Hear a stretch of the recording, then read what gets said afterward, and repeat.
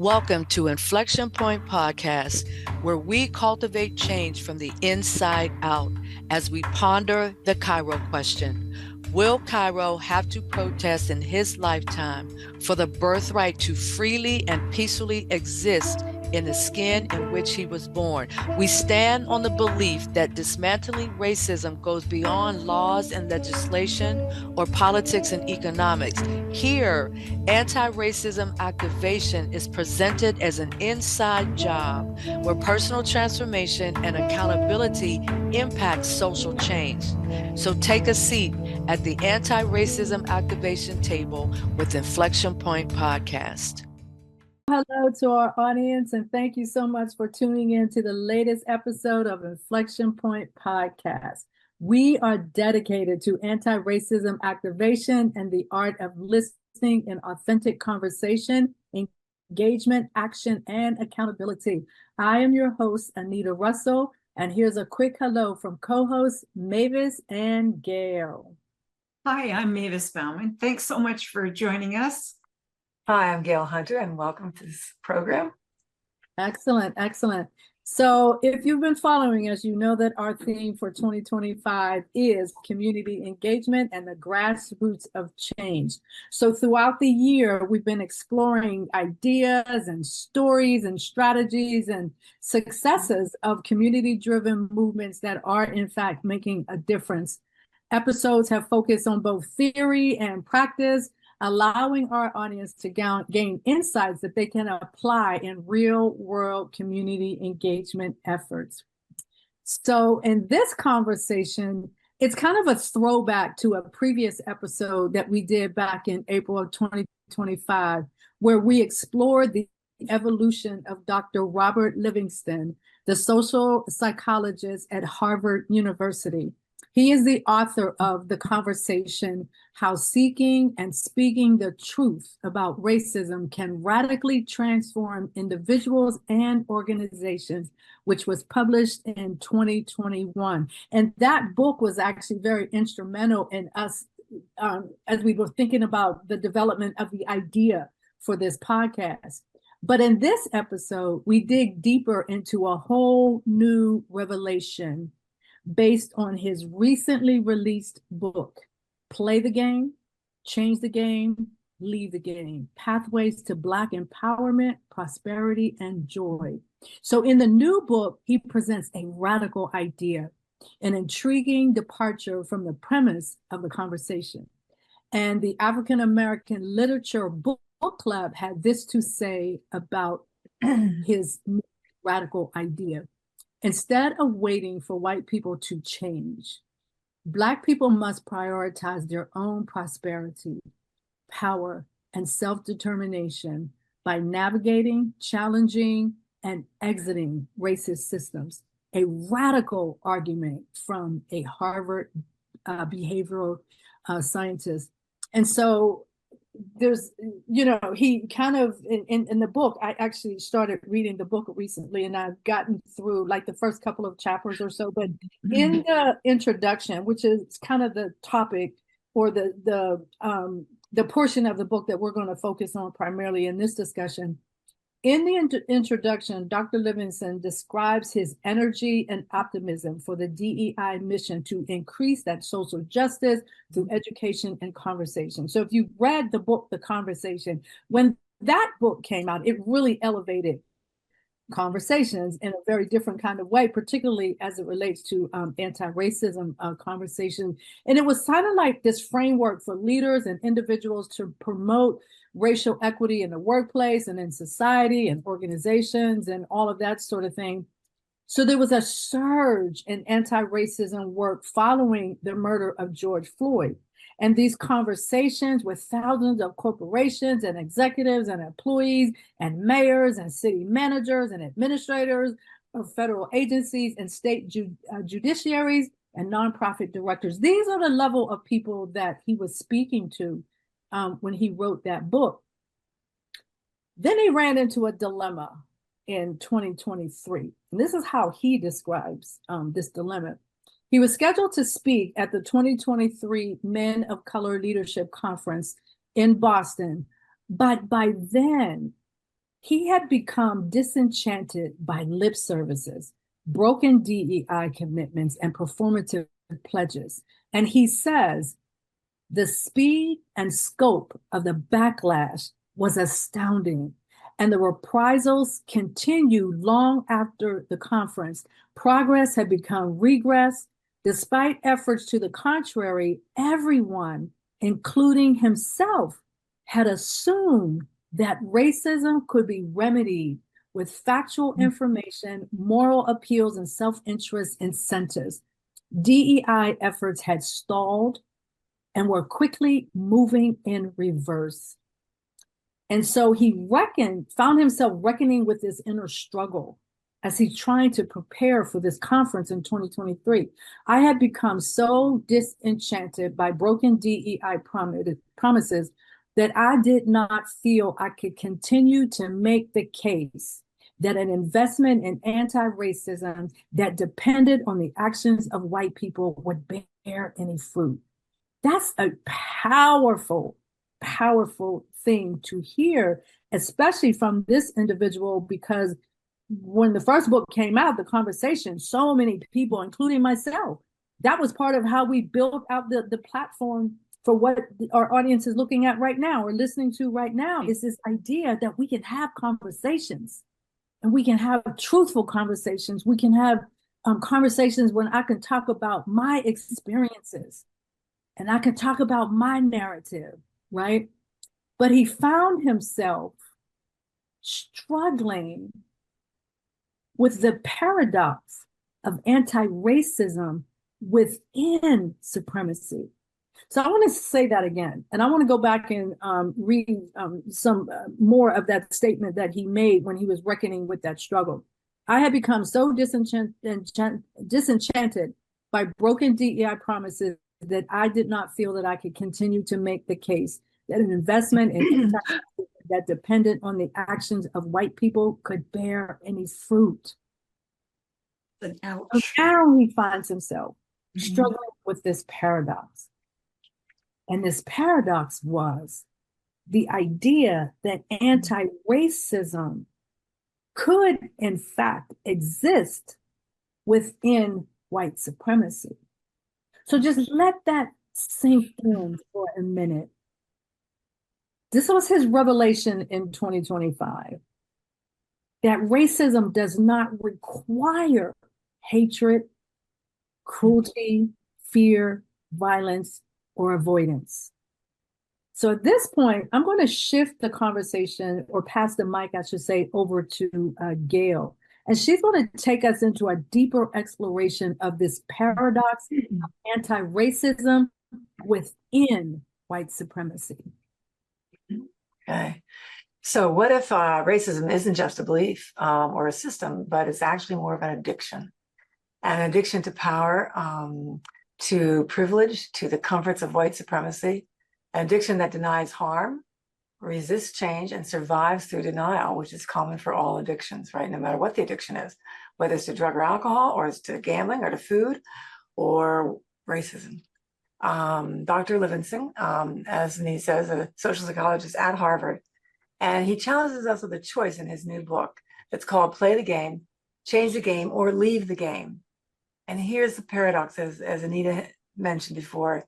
Even those who claim anti-racism can still hold white supremacy, just as Abraham Lincoln opposed slavery, but still believed in the inferiority of Black people.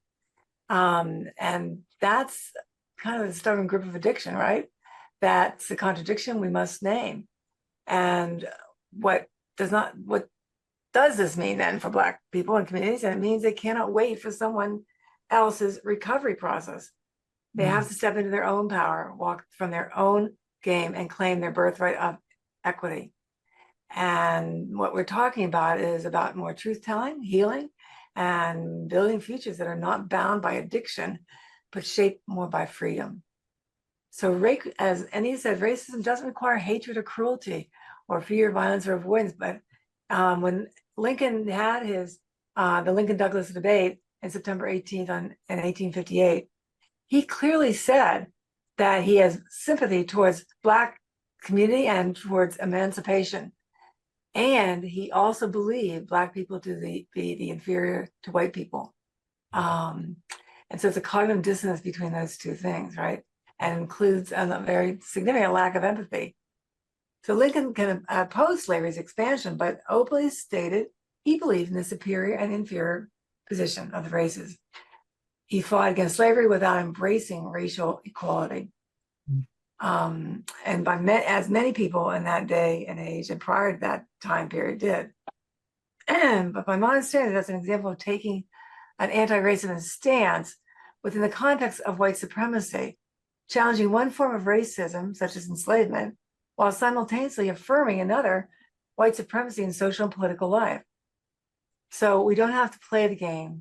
It's really more about standing up to the enemy, for the enemy is not within us, as for Black people.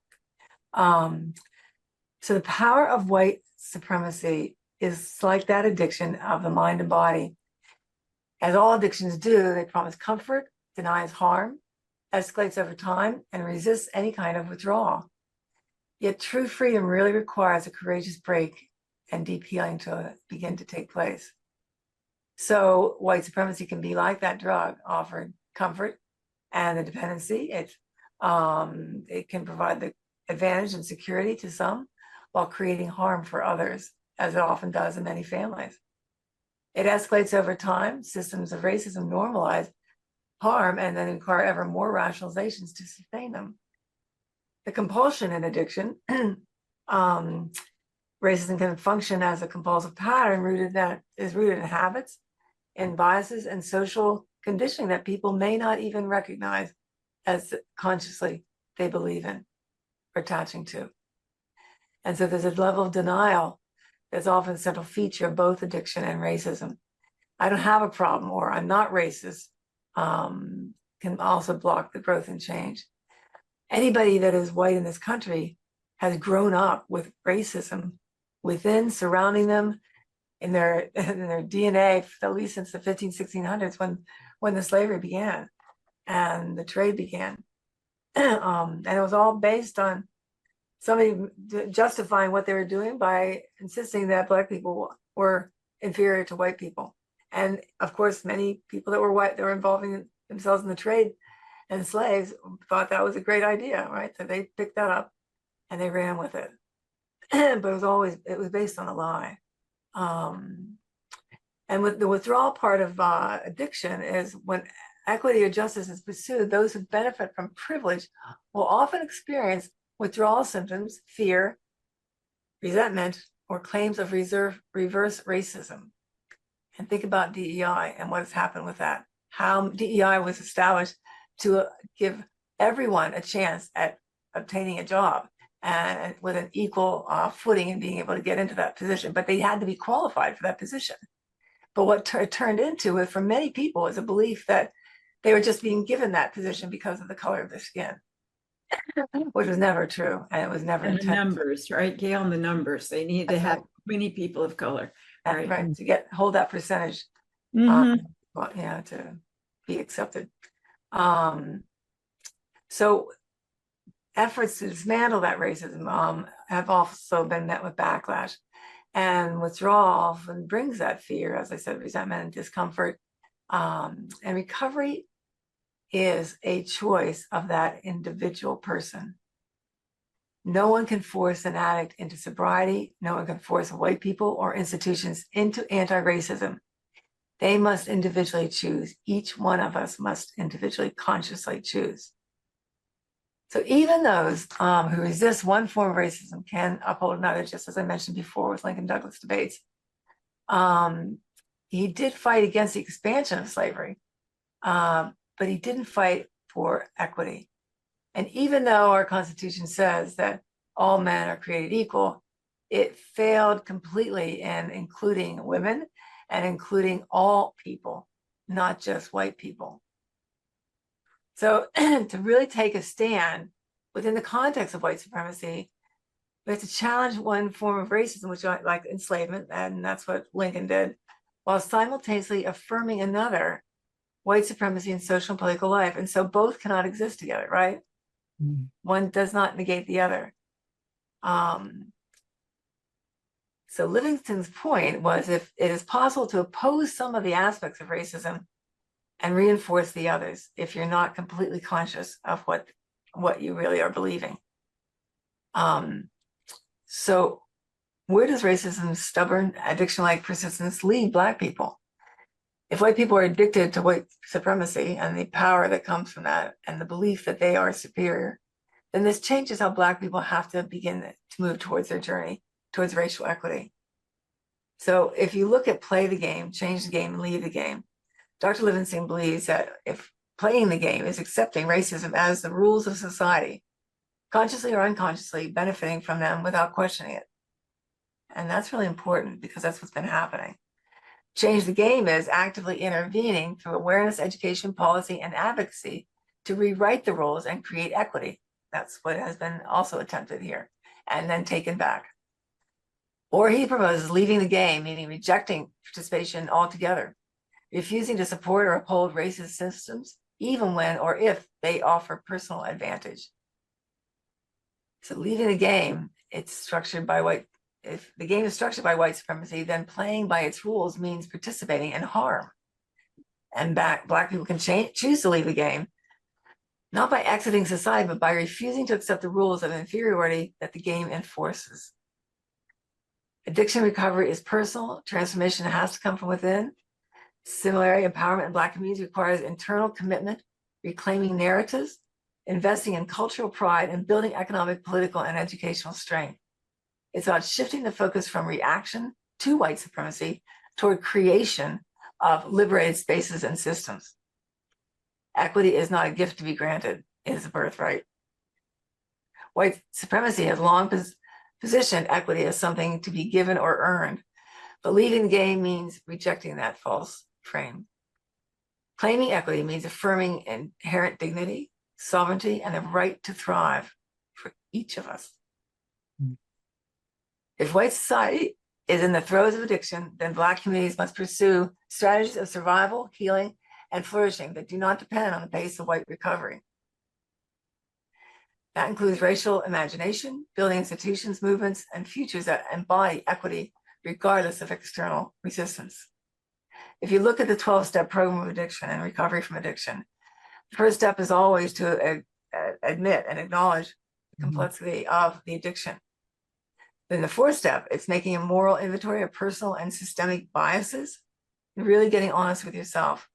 And step 8 and 9 is making amends, which means getting honest with yourself and others and repairing harm in relationships, institutions, and communities.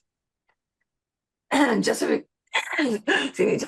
discovery, accountability partners or groups. Anti-racism requires collective, ongoing support.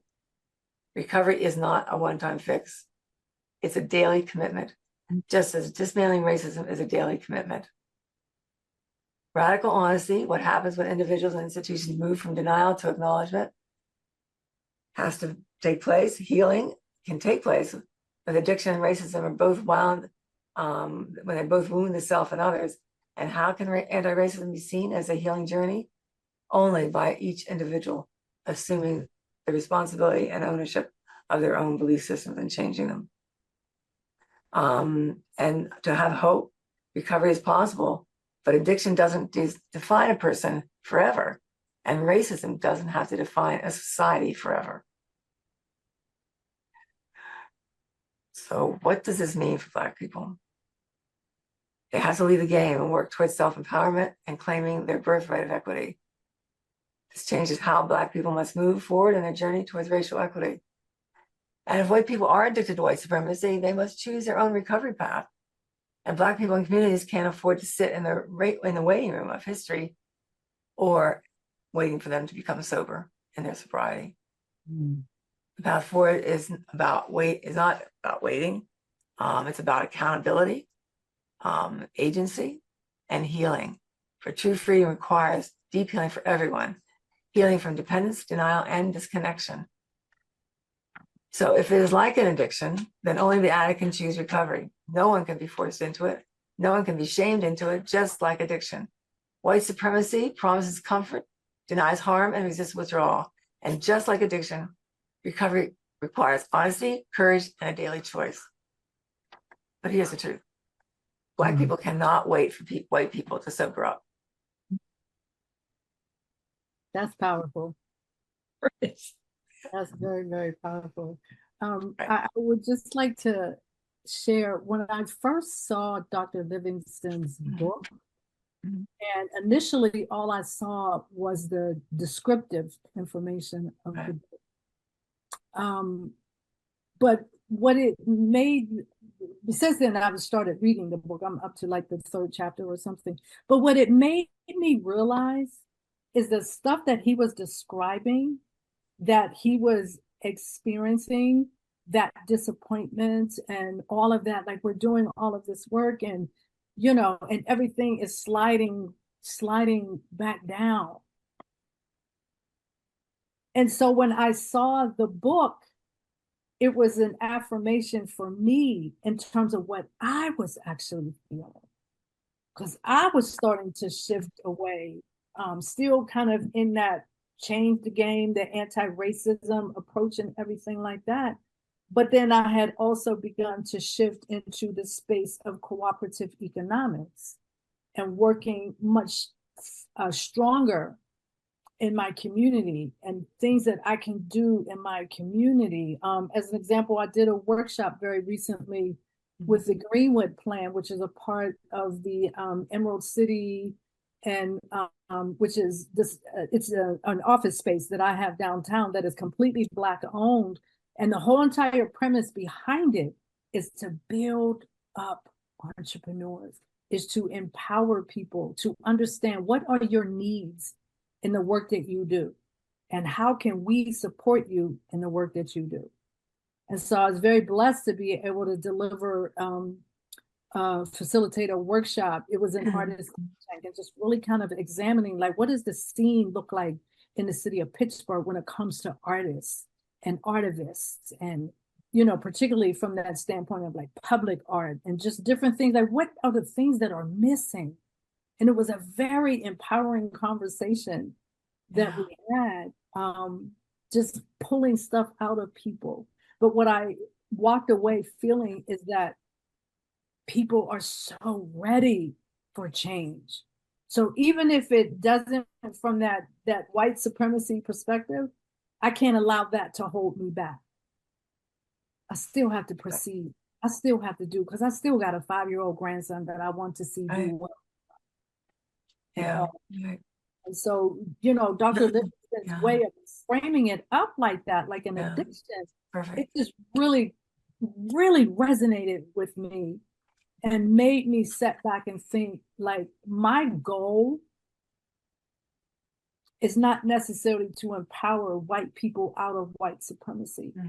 My goal is to empower my community, my people, into that self-empowerment, into that sovereign way of thinking and looking at one another economically, not through a lens of competition, but through a lens of cooperation.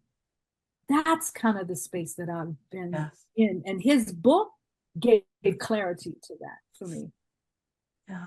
I just want to add a couple of things. I agree with you, Anita. The idea of an addiction is a perfect metaphor for racism. I've had friends who have become addicted to drugs, and to ask them to stop is impossible. And I've had friends, you know, straight up refuse to talk about racism. And the feeling is very much the same. You want to offer this good thing. Let's get to know what's happening in our country. How can we stop this, you know, systemic harm? And so I think that that's a really good way to diagnose the situation. But the other part of it is, I don't want our listeners to hear a full-on indictment of white people either. It's just that, it's just that, you know, Dr. Livingston had to move beyond just having conversations. You know, it's like any product development, you go through various iterations, and you have to look at your market, your environment, and adjust your strategy accordingly. And so I think he does this in such a beautiful way, at least what I've read so far. So I just want everybody to kind of feel, more encouraged, like there's more ideas out there. There are more strategies. I think that's it for the moment. Yeah, well, he does. He talks about that. He talks about that the rules of white supremacy, they're never meant to honor Black people, people of color. And so leaving the game can mean creating their own tables, telling their own stories, and building power that does not depend on permission, right? It means self-empowerment and investing in their communities and reclaiming what is really already their birthright of equity. It's reclaiming that. Right. Not waiting for somebody to give it to them. It's already there. They have it. They've always had it. Exactly. We have what we need. That's right. We really have the talent. Yes. We have it. We have the talent. We have the education. We have so much. When I think about the space that I'm in with the Ujamaa Collective, I feel so empowered when I'm with these women, because we're all kind of just supporting one another, and we all have this common goal of moving the community forward. And I think what this is doing for me is I have to be on that path of moving the community forward, irrespective of what's going on in the white community. Irrespective, exactly. Irrespective of that, and one of the things that I love, that it's the three of us having this conversation, a Black woman and two white women. Right. Anybody out there that is watching this is evidence right here that this can work. Yes, it can. This can work. And not everybody, obviously, kind of falls under that umbrella of being addicted to white supremacy. But when you're upset and everything about the violence, and I don't want the violence, but then the systemic part, but I also don't want to work with you, and I don't want this to happen. I don't want my kids to go to school with you. I don't want you to be hurt. I don't want you to be, lynched. I don't want these bad things. But you can hear the denial, right? You can hear the levels of denial in that, right? Exactly. And bargaining is one of the characteristics of denial, right? Exactly. And that's that whole dissonance, that whole disconnection of, this part of your brain versus, and I don't mean the way it's talked about biologically. I mean it more from a social perspective, that you got this part of your brain that tells you one thing, and then this other part of your brain is telling you something else, even though what this part of your brain is telling you is contradictory to what you're seeing.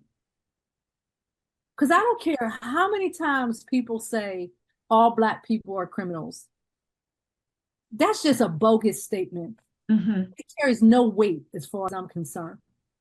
Well, it's something that keeps being said. Yeah. Because it justifies the violence. It justifies the police. It justifies all of these different things, because we want to keep pushing the narrative that all the Black people are criminals. I'm not a criminal. You're my friend. That's right. Yes. I think it's time for us to take a short break, and then we'll come back and dig a little bit deeper into the conversation. Mavis is going to lead us into a really good part of this conversation that will kind of bring it into a different kind of context when you think about struggles, right? So we'll take a break, and then we'll come back and we'll continue the conversation.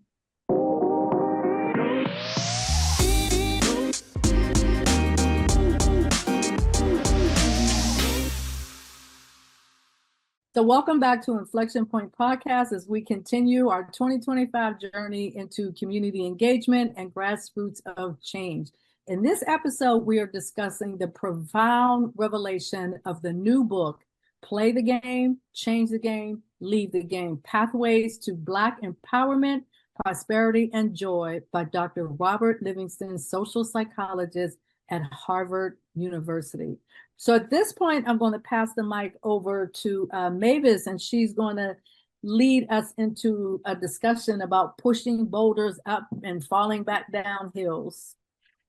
Right. Well, a lot of our listeners might have heard of Sisyphus, who in Greek mythology was a king who tricked the gods and cheated death. As a punishment, he was condemned to push a huge boulder uphill, up a steep hill for eternity. Each time he neared the top, the stone would roll back down, forcing him to start all over again.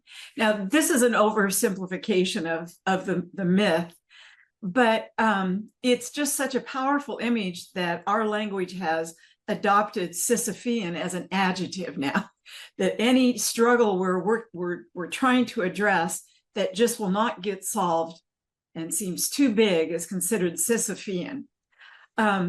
Just by definition, it means a task that is endless and futile, no matter how much effort you put into it. It's a goal that just can't be achieved. So think racism when we're talking about this, anti-racism. It also has labor without lasting progress. Success is always undone, requiring the struggle to repeat. Livingston says, we do not have to be confined to the Sisyphean struggle against racism that we have been engaged in so far. And that harkens back to what Anita was saying about we can work towards our own empowerment. I'm referring to Black folks right now, but I consider myself a part of this. So I just have to say, from a personal perspective, the idea that fighting racism is Sisyphean is just an understatement for me. I remember seeing in Jeffrey Robinson's video movie, Who We Are, An American History of Racism. He shows a diagram, of a simple hill pushing this ball up, and it says it rolls back, kind of predictably. In our country, America's racism rehab relapse cycle went like this. After slavery was ended, I say that in quotes, there was the Reconstruction period where Black folks became involved in society and in government, in Congress. And then after Reconstruction, we've got the Jim Crow era, where white people could not handle Black people in their spaces, gaining more power. And then that went on for a long time. We know way until, the 50s, 1955, with the death of Emmett Till. There have been so many horrible tragedies along the road that have caused the country to shift. Like, we can't do this. So then comes the Civil Rights era, and the Civil Rights Act. I think it's 1964. And then there was, of course, the Brown versus Board of Education, the work towards integration. And then the brutal beating of Rodney King in 91. So if you think back into our history, you probably remember or studied a number of these events, and then you can take a look now and say, it did go back, and it is certainly going back now.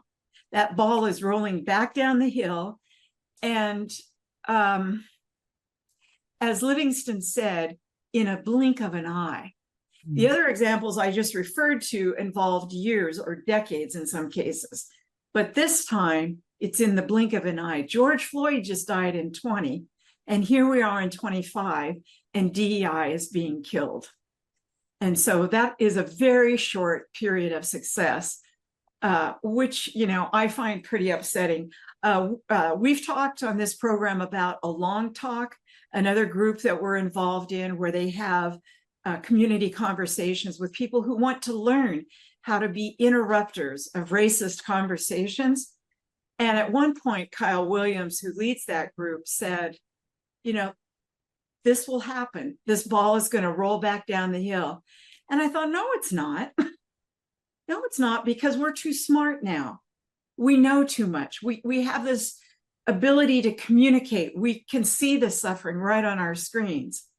And here we are. Here we are. Museums being stripped of African-American history. Nobody wants to have their feelings hurt over something that was done 400 years ago. It's really pretty shocking that we would recoil so strongly. And I just would love everybody who's listening to just think about that and watch for it and think about how you're responding to what the changes that are happening now. One of the most prominent examples of a relapse is after Obama was president. This is a true confession. I had gone to a Christian leadership conference, and the woman who was speaking said, while Obama was president, this country will never be the same. And she said it with such a negative attitude that I got up and left. I thought, how are you saying that? Well, I didn't hang around long enough to know or to hear maybe this relapse was what she was predicting. Now, I don't know. She was a white woman, but her statement, it just gave me a preview of something I just couldn't bear to have happen. But like I say, here we are. And when we talk about the addiction analogy, talk about now I've got your struggle over Sisyphean, Anita, a Sisyphean struggle to get over addiction. So much has to happen on the inside of a person to say, I'm not doing this anymore, and I want to learn how not to. I mean, if people knew how to do it, there wouldn't be a need for 12-step programs or all kinds of support groups. It's tough. It's tough to learn about living a different way, letting go of an addiction. So I just think it's really an apt analogy. Each historical push toward racial equality was countered by an intractable effort to establish white supremacy. Now, I don't know if anybody's thinking about what's happening now as reestablishing white supremacy, but that is in effect what's happening. Oh. So, we've all seen white people just choke at the words white supremacy, but we have to acknowledge the fact that it has always been about white folks in positions of power, leadership, even in religion, in the economy. We have to acknowledge our addiction to that level of power. It's a process that Carol Anderson has described as white rage, and historian Ibram X. Kendi referred to as dualism. That's deep. Anyway, Carol Anderson on the white rage thing said, I just happened to catch this today.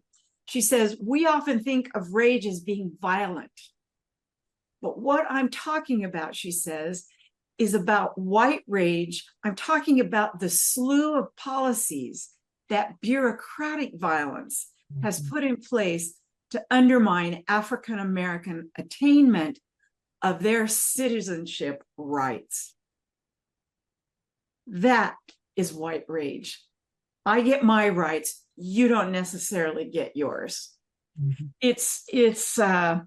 It's fascinating that this bureaucratic violence is the shutting down, for example, of public school systems, and they're providing funds for white children and nothing for Black children. So even if you might not be seeing it directly in your life, particularly if you live in a white community, these things are happening across the country. So I guess I just wanted to share too that in talking about Black folks working for their own empowerment, it kind of brought up feelings in me of segregation. And I've seen my Black friends even make comments about how segregation would be better than having us all together and not being able to progress in our own communities, especially for Black folks. And the feeling I got in that conversation was a sort of fear. I don't want to live in an all-white world. I want to live in a diverse world.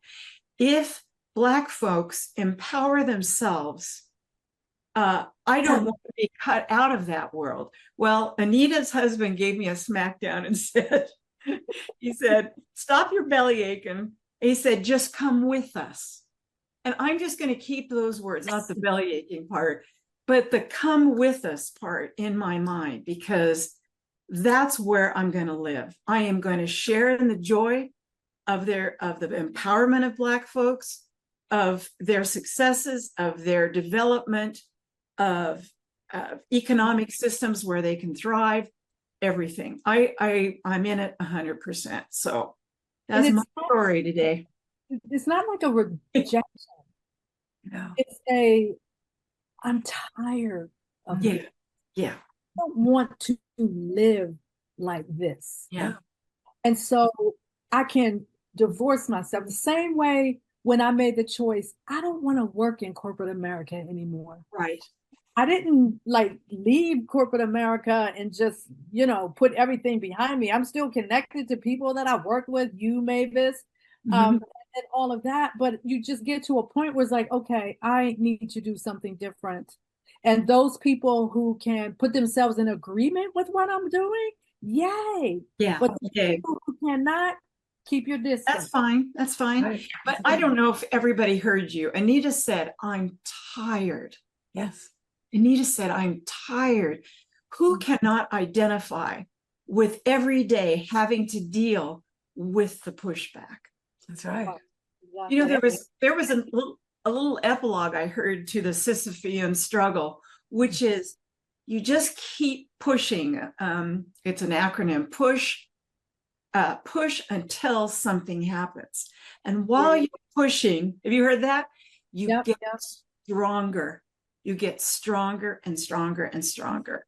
Exactly. And so I just want to take hope in that idea and in the resilience that I want to acknowledge in the Black community. Yes. I just find that resilience so inspiring, and I want to be worthy of being a part of this whole empowerment. Yeah. Absolutely. I was going to share that I got smacked in the face directly with racism with the merger of Steel Valley back in 1972. Yeah. I was just going along and having a good time and enjoying myself growing up in Homestead. And then all of a sudden, September of 1972 came and I was in a completely different environment. And I've shared multiple times the incident when we were sitting outside or standing outside of the school. The school had been evacuated because people were calling in bomb threats. And in that moment, I realized people are calling in bomb threats because I am here in this school. This is what this world is all about. Child, basically, 14 years old, right? They were making you go to. Yeah. I didn't have a choice. Nobody asked me. Yeah, nobody interviewed me and said, well, what would you like, Miss Anita Russell? Nobody did that.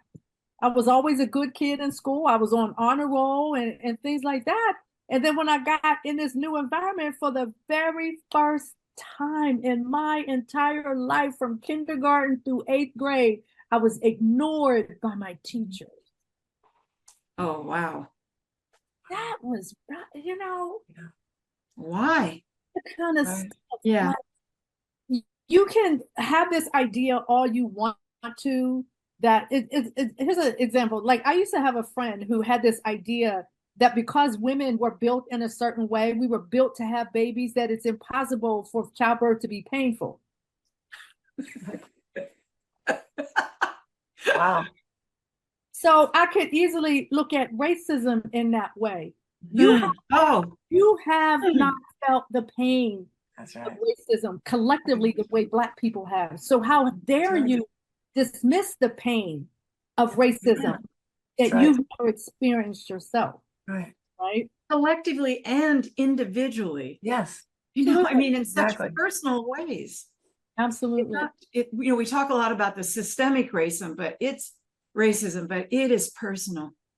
Well, and I want everybody to think about something with the ICE and the immigration, the immigrants.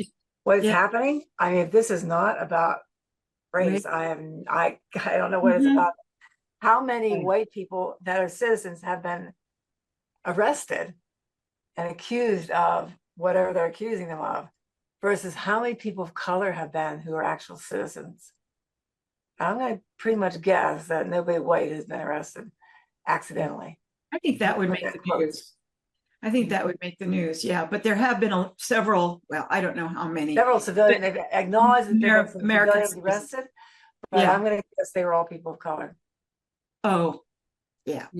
Yeah. not people that were white.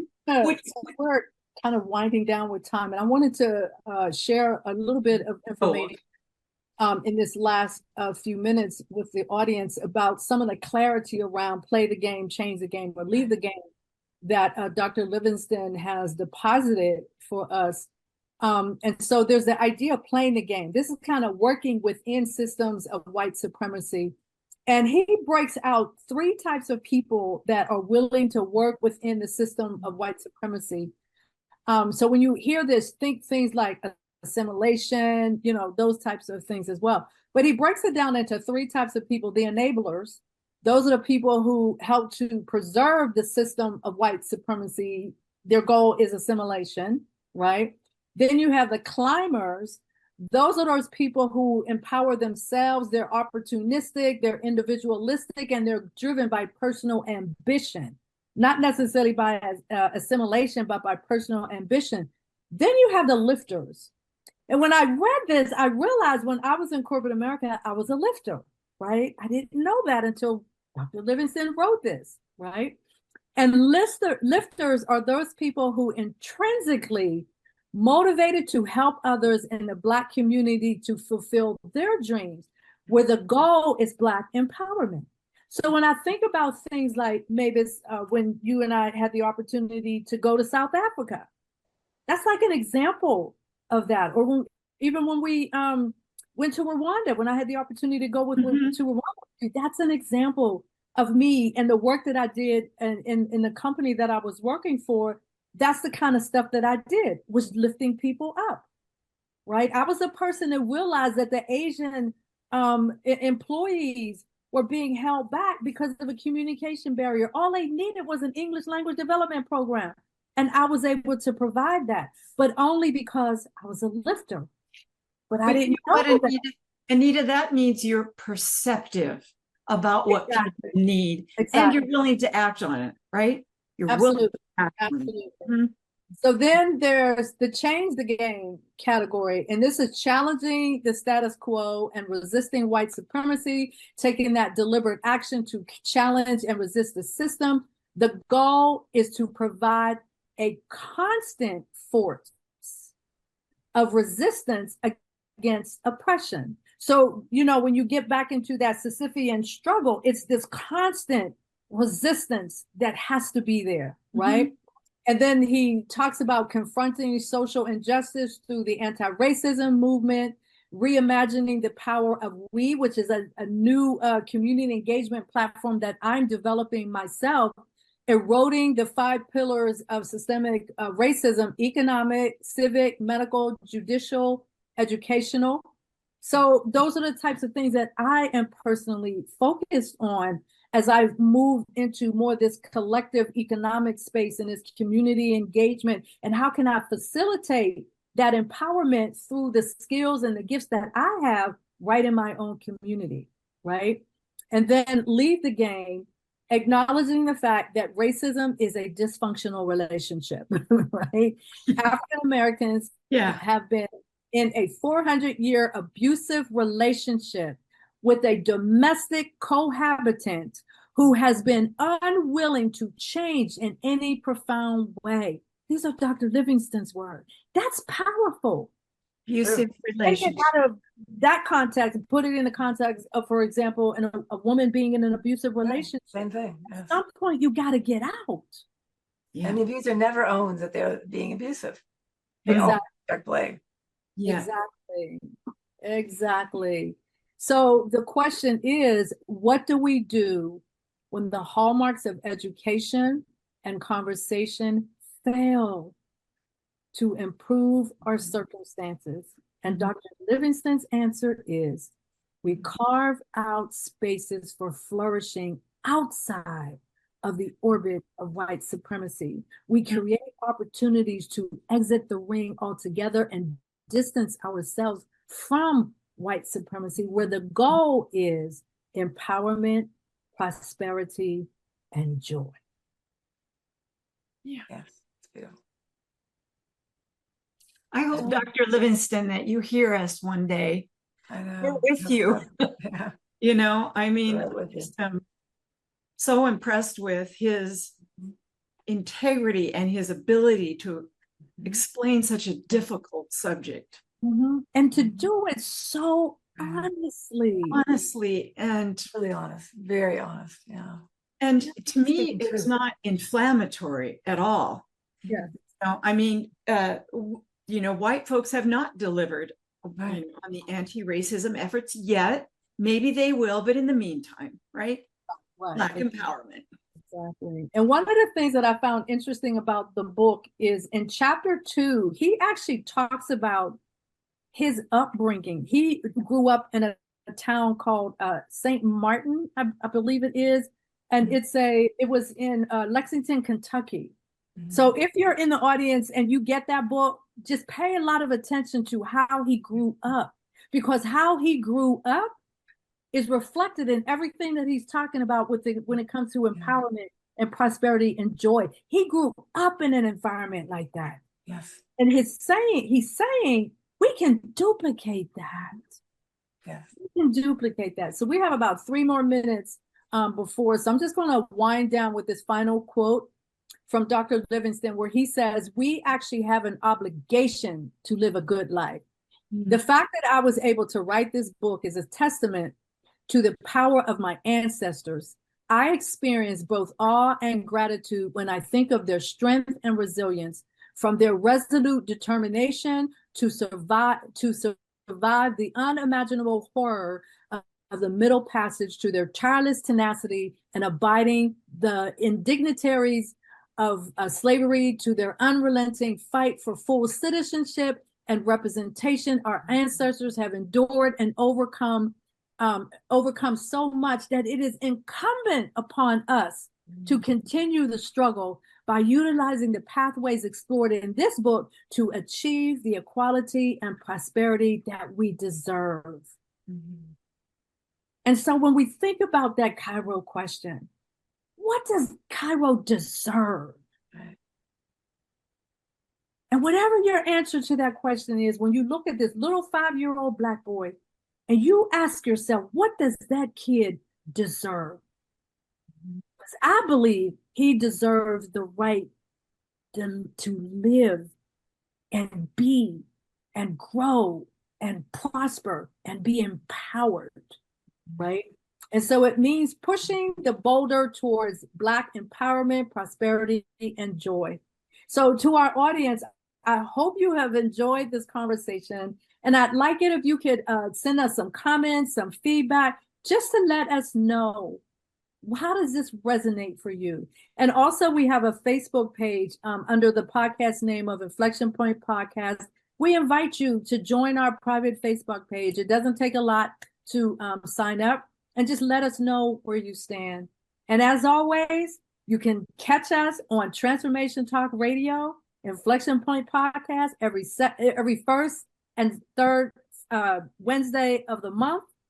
And we hope that you will continue to watch. We hope that you will continue to be empowered within the context in which you are living. So I thank you, and we'll see you at the next episode.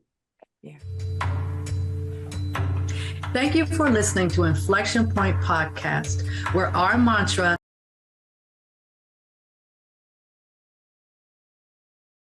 change from the inside out.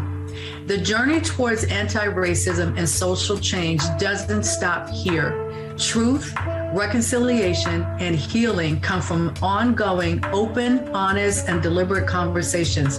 Continue to dive in and deconstruct your thoughts, ideas, and beliefs as we band together to manifest social change. Tune in to Inflection Point Podcast every first and third Wednesday at 3 p.m. Pacific, 6 p.m. Eastern, here on TransformationTalkRadio.com for more conversations about how we can cultivate change from the inside out.